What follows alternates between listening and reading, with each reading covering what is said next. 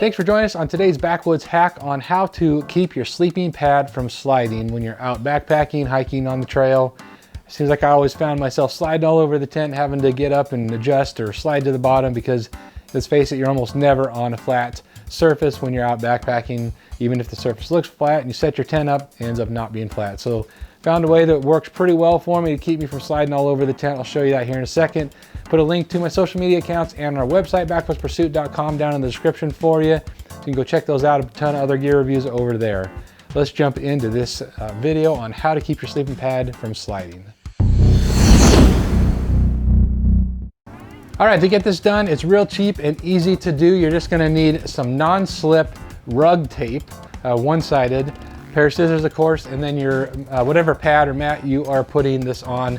This is the new Sea to Summit Ether Light Extreme. I just got this here recently and getting it ready to hit the trail. So when we're doing this, I want to basically start by having this fully inflated the way that you're going to use it out in the field, because you kind of need to see how the ridges are, where you're going to be putting some of this tape to keep it from sliding around. This one you can see has, it's because of these cells, these air pocket cells here, air sprung cells is what Sea to Summit calls them. You got some flat areas here and then some flat areas here. If you have one that has the long baffle tubes, those are real easy to do this on as well. This is a little bit more challenging, but not too bad.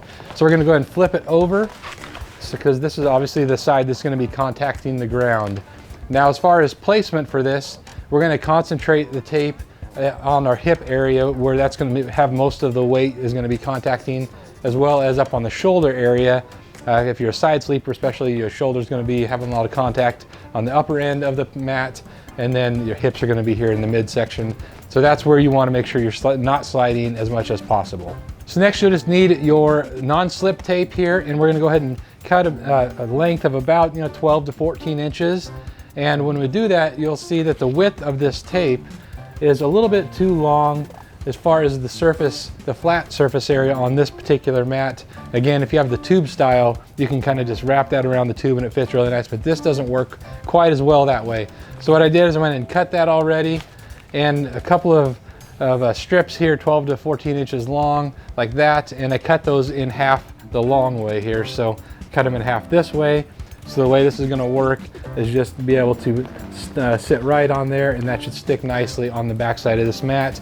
So I'm gonna go ahead and arrange. I got 4 of them here. You can do as many as you want or as many as you need, but maybe you can zigzag them if you want. You could put them all in the line like this if you'd like, whatever's gonna work best. But basically the main concept is here, you wanna make sure you get a majority of this non-stick tape up in the shoulder area and in the hip area, because that's where the pressure is, where you're putting the pressure between you and the mat, or you and the ground, I should say, and that'll keep you from sliding around when you're using your mat in the backcountry. Now, another thing you can do, if you're still having a problem, you can take some more of this tape and put it on the floor of your tent, and this is just rock solid. This doesn't move around at all. So of course this tape, so eventually will come off. You have to redo it at some point, but it is going to give you a nice surface there to keep your mat from sliding around while you're sleeping in the backcountry.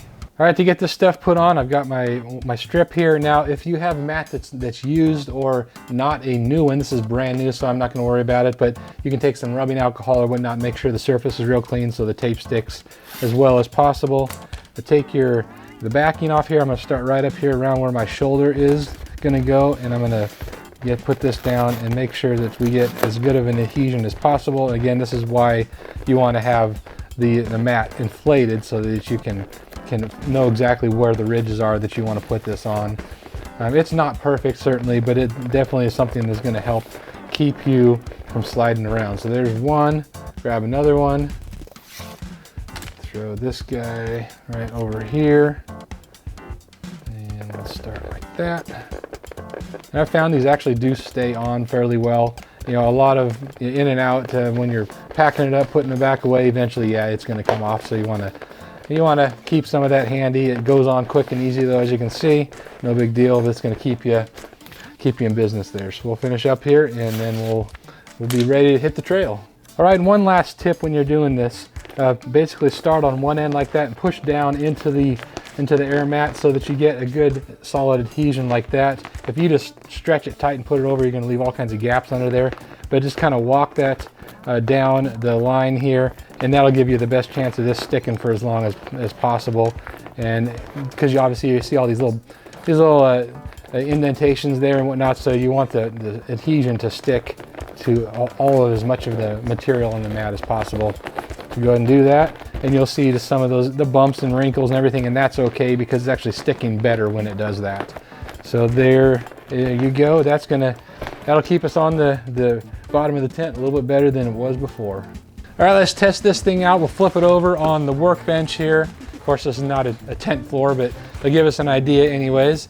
So up here where we have no sleeping or no tape there, you can see it slides pretty easy here. It grabs really, really well. Of course, this with a little bit of weight all the way down here. And again, I don't really care too much about the foot or the head because that's not where my weight's gonna be. It's gonna be right here in the middle of the pad, and that's really not going anywhere. So it works pretty well. It has for me anyways. So love to hear your feedback. That's how I've been keeping my sleeping pad from sliding in the backcountry. Let me know if you tried it, if it works for you, or if it doesn't, if it's a total bust. Of course, it's tape, so it's not a permanent type of a solution, and it's something you have to keep an eye on. If the tape gets peeled off of there, whatnot, you have to put a little bit more on there. But it's worked pretty well for me, and it's been something that's really helped me not slide around the tent in the backcountry. So drop any questions or comments. I'll put a link to the tape in the description for you, as well as a link to this Sea to Summit Etherlite XT Extreme, so you can check them out for yourself. Thanks for watching here today. We'll see you next time.